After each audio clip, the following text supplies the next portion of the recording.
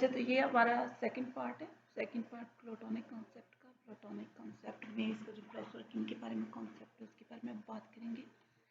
और part number 1 में हम लोगों ने जस्टिस और कम्युनिज्म के ऊपर क्वेश्चन को डिस्कस किया, पेपर प्रेजेंटेशन के ऊपर डिस्कस किया। अगर पेपर प्रेजेंटेशन के बारे में किसी को पता करना है, देखना है, तो पहले फर्स्ट पार्ट को देख लें, क्योंकि आपको उससे आइडिया हो जाएगा कि किस तरह से अपने पेपर में क्वेश्चन लिखना है, ठीक है। और इसका पॉलिटिकल कॉन्टेक्स्ट क्या होगा, तो आपने वही, जैसे मैंने उसमें बताया है, वही कॉन्टेक्स्ट आपने यहाँ पे भी फॉलो अप करना है, ठीक है। इसमें वो दो यूनिट बताने के बाद फिर आपने क्या कहना है कि इसकी जो इसने थ्योरी ऑफ फॉर्म दी थी, थ्योरी ऑफ एजुकेशन दी थी, और ये सारा जो इसने काम किया था वो बेसिकली क्रॉस वर्किंग के लिए किया था।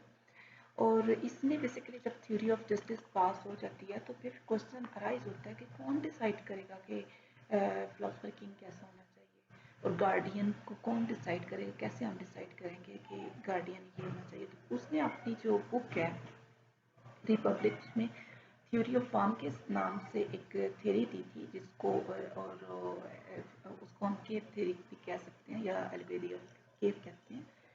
थ्योरी ऑफ फॉर्म में उसने एग्जांपल दी थी एलिगोरी ऑफ केव। उसमें उसने बेसिकली एक मेटाफिजिकल डिबेट्स है।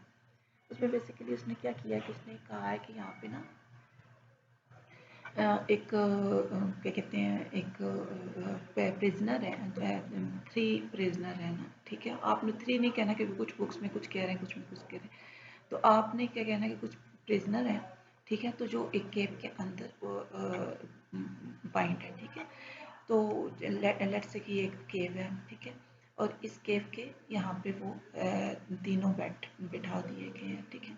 और इस केव में यहाँ पे कहीं पे सुराख है, ठीक है। तो यहाँ पे जो होल है उसका यहाँ पे जो फ्रंट में केव पे यहाँ पे इसका जो है वो बन रहा है, इमेज बन रहा है यहाँ पे। अब वो इसी को देखकर इम्यूज हो रहे हैं और हैरान हो रहे हैं और खुश हो रहे हैं और वो उसको रियलिटी समझ रहे हैं।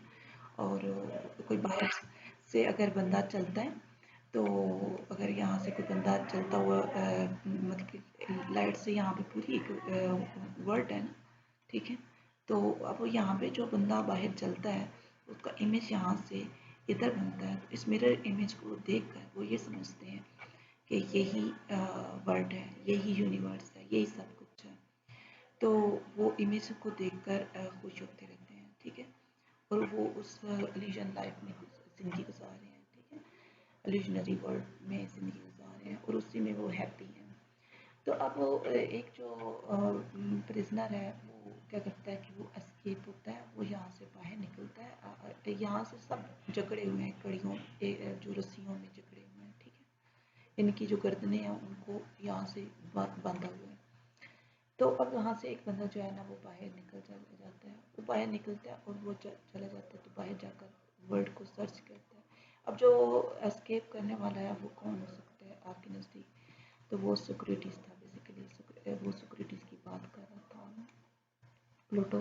यहाँ से वो जब बाहर जाता है, यहाँ पे वो जाकर सर्च करता है, यूनिवर्स को देखता है, वापस आता है, वापस आकर इन सब को बताता है कि जो तुम लोग ये देख रहे हो ना, ये गलत है, ये सच नहीं है। सच तो ये है जो इसके बाहर है। आप जाओ, जाके बाहर की दुनिया को सर्च करो और देखो कि दुनिया कैसी है। वो लोग उसकी बात नहीं मानते और वो उसको कहते हैं कि नहीं, हम तुम्हारी बात नहीं मानते, तुम गलत कह रहे हो, यही दुनिया है। तो वो उसको क्या करते हैं, उसका मर्डर कर देते हैं। तो एग्जीक्यूशन हो जाती है सोक्रेटिस की।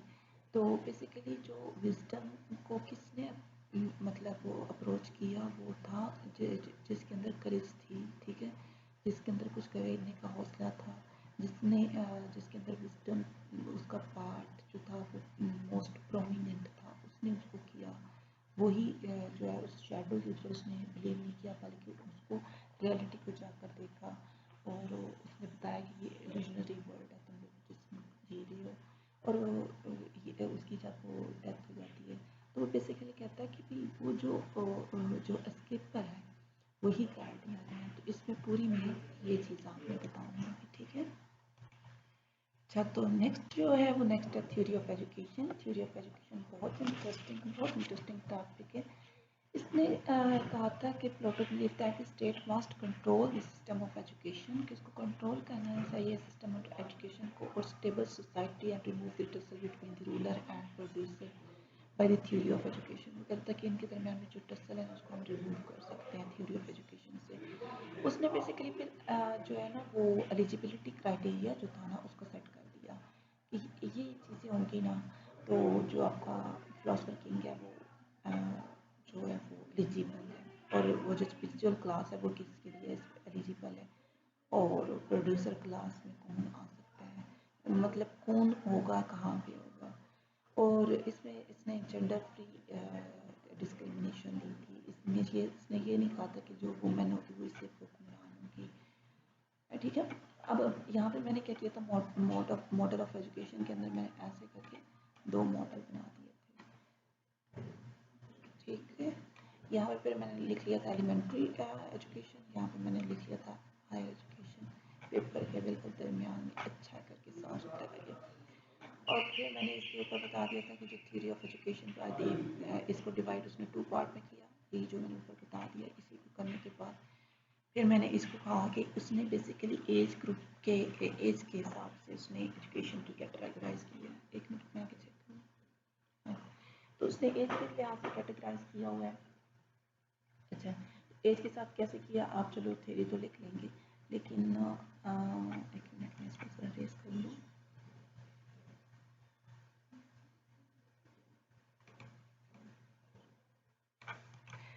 तो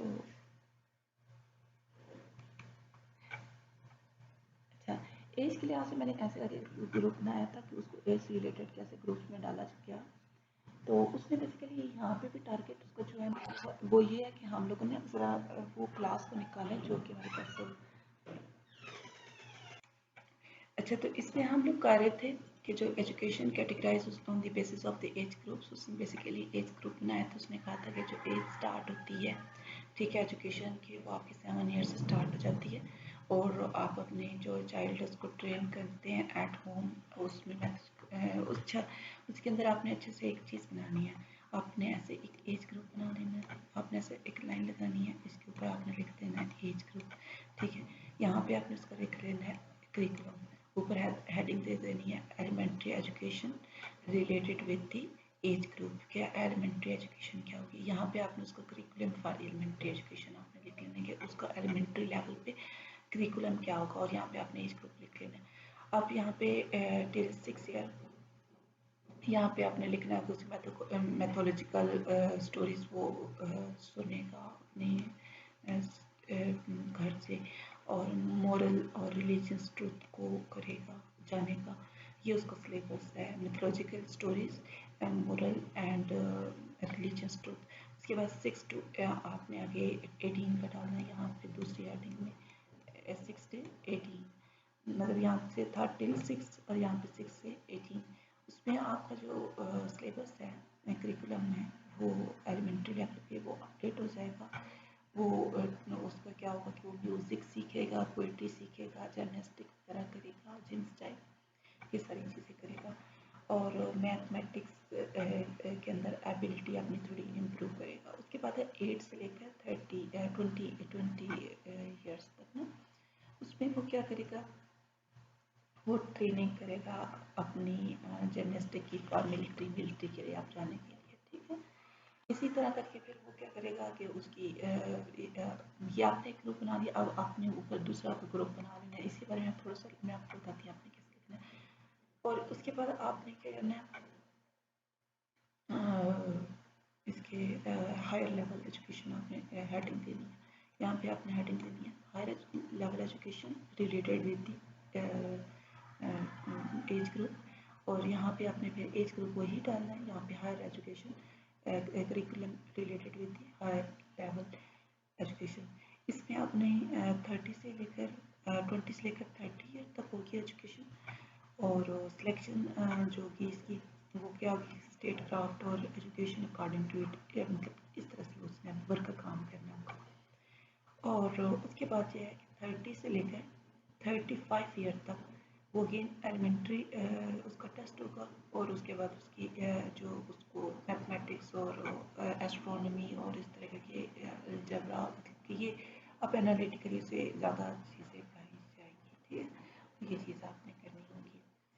अच्छा, अब यहाँ पे आपने क्या करना है, आपने यहाँ पे इन दो एजुकेशन को और इन दोनों को लिंक करना, क्योंकि हमारा जो पर्पस है वो है कि हमारा एक पर्पस है कि हमने फिलोसफर किंग तक पहुंचना है। कि वो कहता है कि हमने फिलोसफर किंग को किस तरह से एजुकेशन मॉडल से बताना है। फिलोसफर किंग कौन होगा? फिलोसफर किंग वो होगा जिसकी ये एजुकेशन होगी, ठीक है। तो यहाँ से मैंने तो इस तरह से बनाया था, आप वो कुछ और तरीके से बताना चाहते हैं तो इस तरह से बनाए। ये जो स्टेज 1 है, इस पर अपॉइंटमेंट ऑफ मदर होगी, जो कि मतलब 1 से लेकर 6 ईयर तक उसको एजुकेशन देगी, जैसे कि हमने अर्लियर एजुकेशन में पढ़ा था, एलिमेंट्री एजुकेशन। फिर एलिमेंट्री एजुकेशन में वही मैंने बनाया था कि यहाँ पे उसका 6 से लेकर 20 ईयर तक होगा।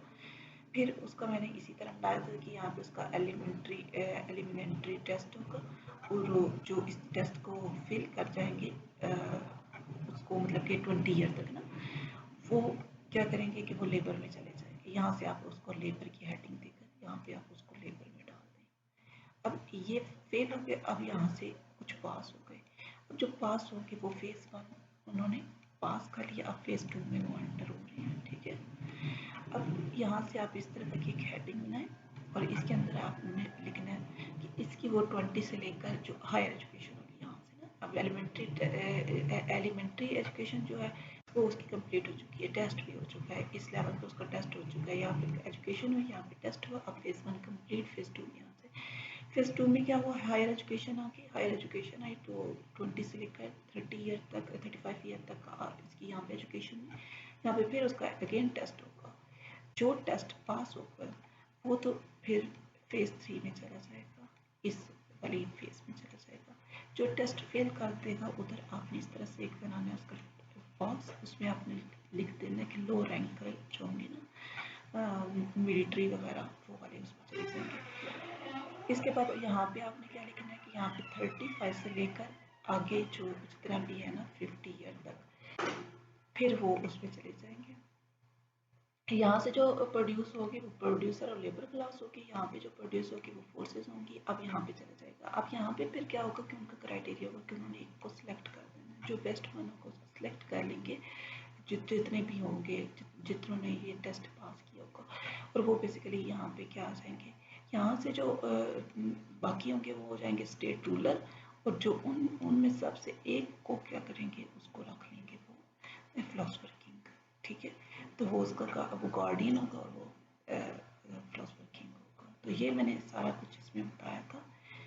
उसके बाद आप ये अगर आप चाहते हैं, इसमें आपको पहले लेक्चर में बताया कि आइडियल स्टेट आता है, तो आइडियल स्टेट में आपने ये सारा जितना मैंने बताया ना फिलोसफर किंग तक एजुकेशन मॉडल इस तरह का रिलेट करके आपने सब कुछ बताना है। उसके बाद है क्या आइडियल स्टेट क्या है, एक मिथ है, ऐसा कुछ भी नहीं है, ऐसा बहुत मुश्किल है। ये आपने क्रिटिकल एनालिसिस में लिखना है। उसके बाद एजुकेशनल जो है उसमें भी आप देखा जाए तो जो उसका सारा है फोकस वो फिलोसफर किंग के ऊपर है, लेबर क्लास के ऊपर नहीं है। या ये जस्टिस ही नहीं है कि आपने जस्टिस कह रहे हैं कि जस्टिस ये है कि आपने फिलोसफर को, जबकि यहाँ पे ये तो जस्टिस ही नहीं है कि आपने लेबर को एक जो एक कहते हैं एक उनका राइट है उससे ही आपने उनको महरूम कर दिया। उसके बाद कम्युनिज्म अगर देखा जाए तो ये इंसान की नेचर के बिल्कुल अपोज चला जाता है। ऐसा हो ही नहीं सकता कि इंसान जो है वो इस तरह करके वो अपनी लाइफ और फैमिली में और प्रॉपर्टी के बगैर रह सके। चलो प्रॉपर्टी तो फिर भी, लेकिन फैमिली के बगैर रहना बड़ा मुश्किल होता है। तो इसके ऊपर क्रिटिक्स फिर अरिस्टोटल ने की थी, और ये मैंने कंक्लूड कर देना। टोटल को कंक्लूड करने के बाद आपने इधर आ जाना है, ये कोट्स आपने डाल देनी है। 2 मैंने कोट्स लिखी हैं, ये इसकी कोट है, ये आपने जितने में यूज़ कर सकते हैं ना, ये 2-3 दफ़ा आप यूज़ कर सकते हैं। 2 दफ़ा तो ये 2 है ना, तो आपको बेशक जहाँ पे फिट होती हैं वहाँ पे आप डाल दें। ये जो क्रिटिक्स में आप डाल दें कि Pluto theory of the communism is totally against human nature, it is idealistic theory, और ऐसा नहीं होता, ये मिथ है। और उसके बाद man seek for a good life and animal seek for survival, human being want to be a good life, justice is the integral part of a life. तो ये इसकी कोट्स हैं। यहाँ तक आपका जो क्वेश्चन है वो कंप्लीट होता है। बाकी आप मुझे बताइएगा कि आपको लेक्चर कैसा लगा, और मुझे आप दें इजाज़त।